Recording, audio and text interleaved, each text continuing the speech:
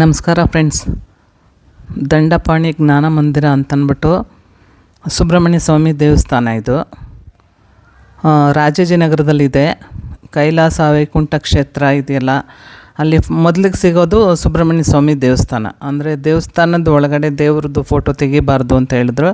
ಹಾಗಾಗಿ ಸುಬ್ರಹ್ಮಣ್ಯ ಸ್ವಾಮಿ ದೇವ್ರದ್ದು ಫೋಟೋ ತೆಗಿಲಿಲ್ಲ. ಮೊದಲಿಗೆ ಗಣಪತಿ ಇದ್ದಾರೆ ಇಲ್ಲಿ. ಗಣಪತಿ ದೇವರನ್ನು ನೋಡಿಕೊಂಡು ಇವರು ಕಾಲಭೈರವೇಶ್ವರ ಸ್ವಾಮಿ ದೇವಸ್ಥಾನದ ಸುಬ್ರಹ್ಮಣ್ಯ ಸ್ವಾಮಿ ಪಕ್ಕದಲ್ಲಿದ್ದಾರೆ ಇವರು.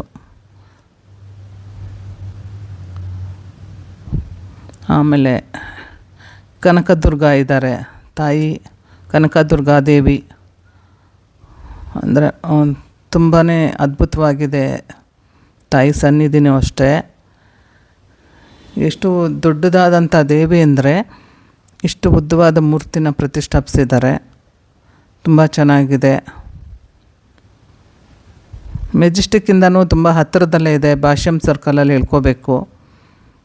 ಇದು ನವಗ್ರಹ ದೇವತೆಗಳು ಇಲ್ಲಿ ಪ್ರತಿಷ್ಠಾಪನೆ ಮಾಡಿದ್ದಾರೆ. ಅಶ್ವತ್ಥಕಟ್ಟೆ ಇದು. ತುಂಬ ನೀಟಾಗಿದೆ, ಅದ್ಭುತವಾಗಿದೆ. ದೂರದಲ್ಲೂ ಇಲ್ಲ, ತುಂಬ ಹತ್ತಿರದಲ್ಲೇ ಇದೆ.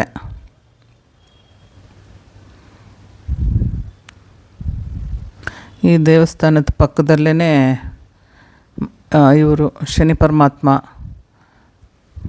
ಕೈಲಾಸ ವೈಕುಂಠ ಮಹಾಕ್ಷೇತ್ರ. ಈ ಕಾಂಪೌಂಡಲ್ಲೇ ಎಲ್ಲ 6 ದೇವಸ್ಥಾನಗಳಿದೆ ಒಟ್ಟು ವೀಕ್ಷಕರೇ. ಒಂದು ಸಾರಿ ಬಂದುಬಿಟ್ರೆ ಎಲ್ಲ ದೇವರುಗಳ್ನೂ ನಾವು ದರ್ಶನ ಮಾಡಿಕೊಂಡು ಒಂದು ಸಾರಿ ಹೋಗ್ಬೋದು. ಲಕ್ಷ್ಮೀ ನರಸಿಂಹಸ್ವಾಮಿ ಇದ್ದಾರೆ, ಶಿವ, ಲಕ್ಷ್ಮೀ ರಂಗನಾಥ, ವೆಂಕಟೇಶ್ವರ.